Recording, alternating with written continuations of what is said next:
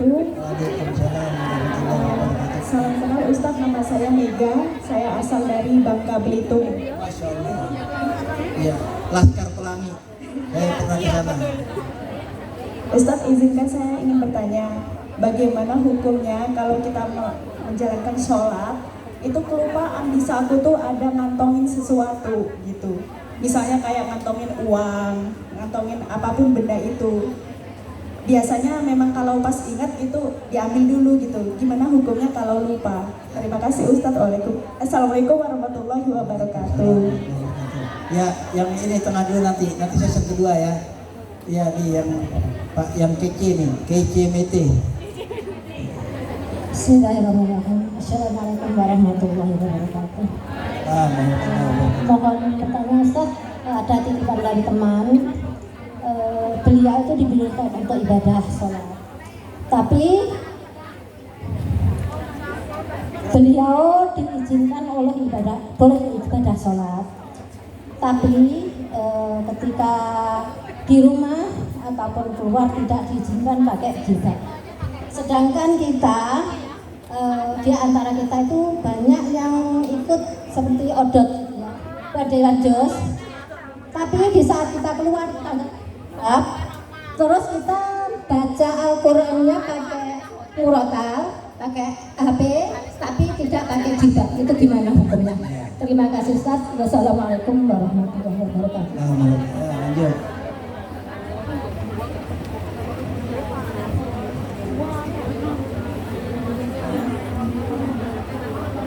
Assalamualaikum warahmatullahi wabarakatuh. Saya Melati dari Blitar. Maaf Ustaz, mau tanya. Kita sebagai istri kan harus patuh pada suami. Sedangkan saya juga ada ibu, satu-satunya orang tua.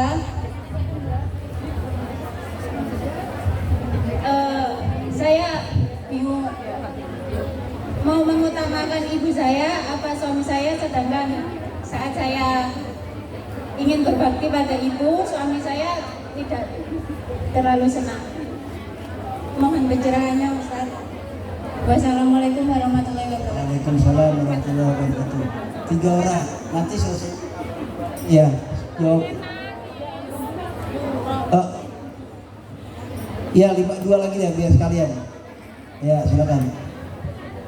Assalamualaikum Ustaz, mau tanya, kalau kita setelah sholat tahajud kemudian untuk menunggu waktu subuh kita tidur lagi, apakah kita harus mengulang wudhu kembali? Belakang. Ya, yang belakang tuh, ya. Yang baju biru tuh. Yang baju biru.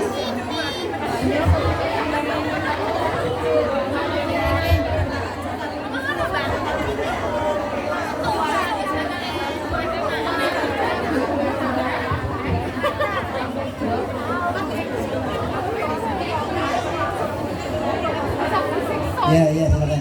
Assalamualaikum warahmatullahi wabarakatuh. Waalaikumsalam warahmatullahi wabarakatuh. Mau tanya Ustaz, mohon maaf sebelumnya saya hanya menanyakan tentang doa.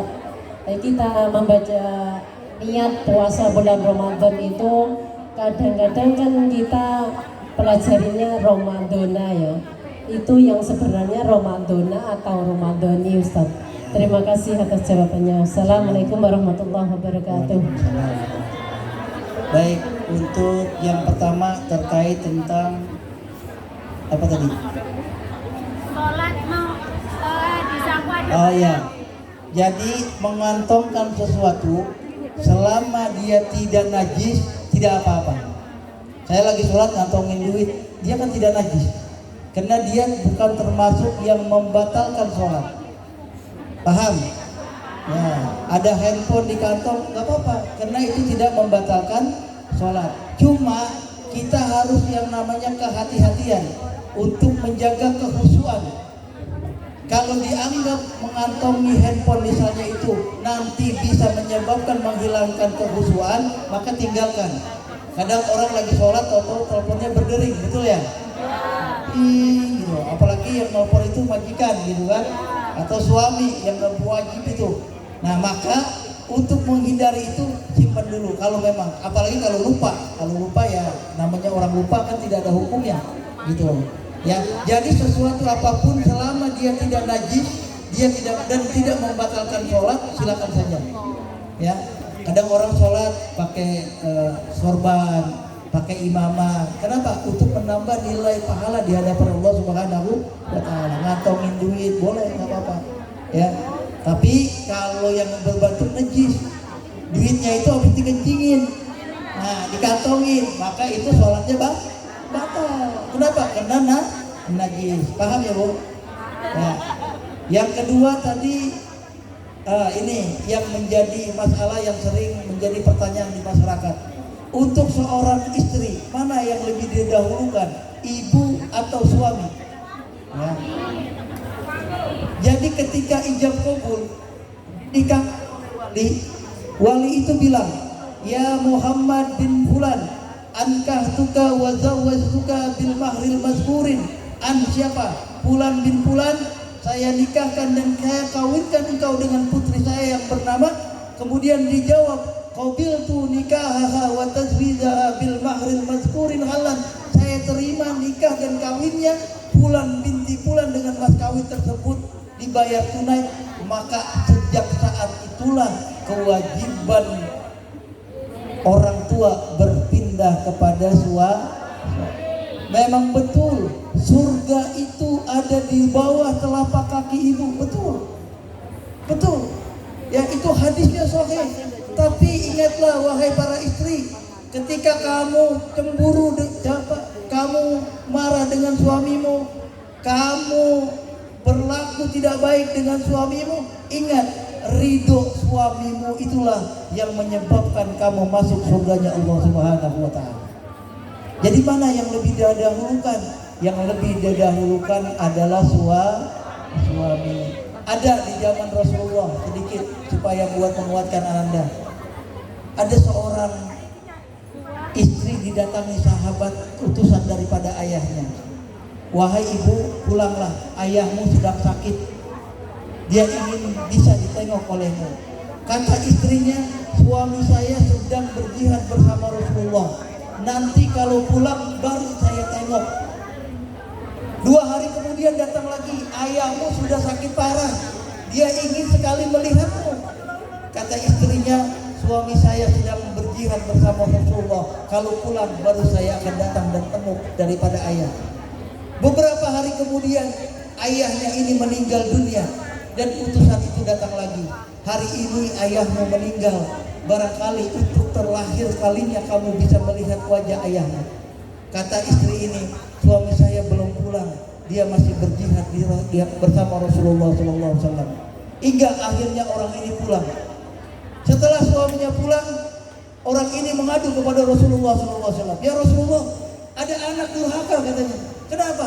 Dia punya ayah dari sakit sampai sakit parah sampai meninggal. Kami diminta paranin, dia tidak datang. Kata Rasulullah, apakah orang itu sudah menikah? Sudah. Katanya suaminya belum pulang dan dia belum dapat izin dari suaminya. Apa kata Rasulullah? Orang tua yang meninggal itu tempatnya sudah Allah tempatkan di surga karena memiliki seorang anak yang soleh berbakti kepada suaminya. Jadi ketika kita tidak berbakti kepada ibu, bukan berarti kita tidak melewatkan dia, karena kita taat kepada suami. Ya, jadi kalau memang punya ada 2, bagi saja. Ya, bicarakan dengan baik-baik. Tetap kita memuliakan ibu, tapi kita tetap taat kepada suami. Jelas ya? Buat yang lain juga demikian.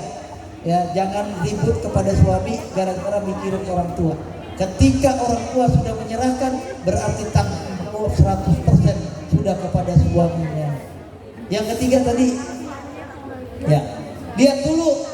Orang suka bilang kalau orang sholat tidur, sholatnya batal nggak? Batal.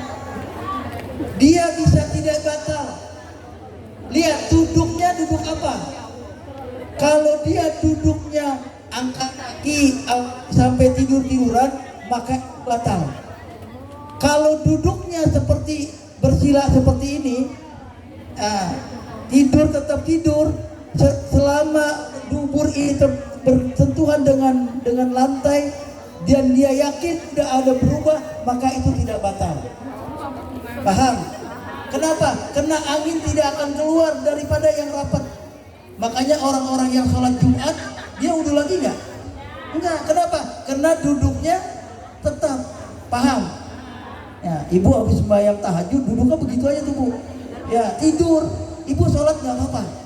Kenapa? Karena tidak berubah. Yang berubah itu angkat kaki, walaupun cuma 1 menit atau apalagi 1 menit, 1 detik itu tidur, berarti dia batal wudhunya. Paham? Kemudian tadi apa lagi? Ramadoni nggak ada perlu dibahas, itu hanya bahasa bu.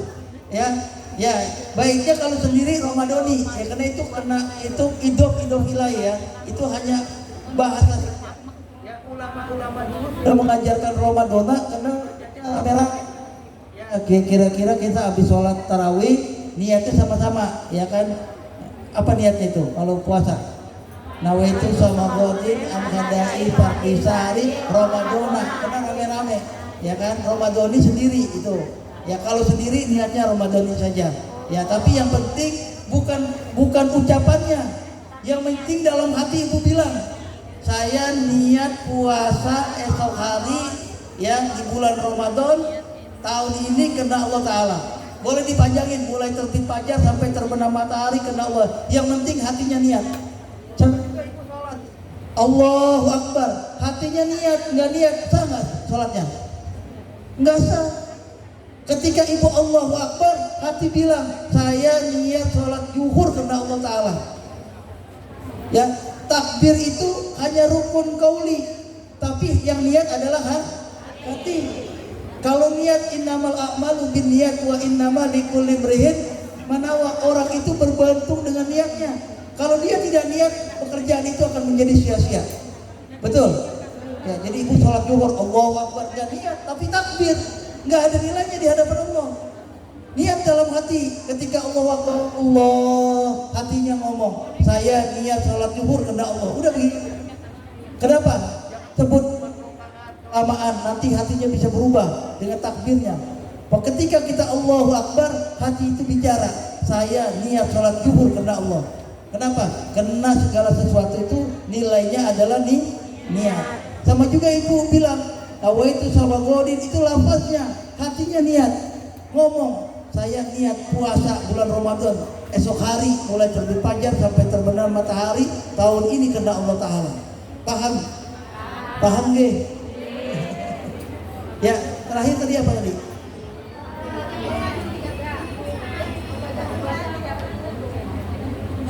Membaca Quran tidak pakai kerudung. Ya, memang ta'zimnya memuliakan nutup aurat.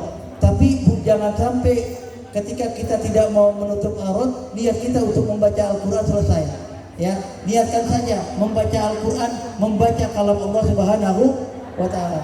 Ya, memang memuliakan Al-Quran dalam keadaan menutup aurat gitu ya. Tapi kalaupun dalam situasi yang tidak memungkinkan, insyaallah wallahu a'lam, Allah yang maha mengetahui daripada semuanya.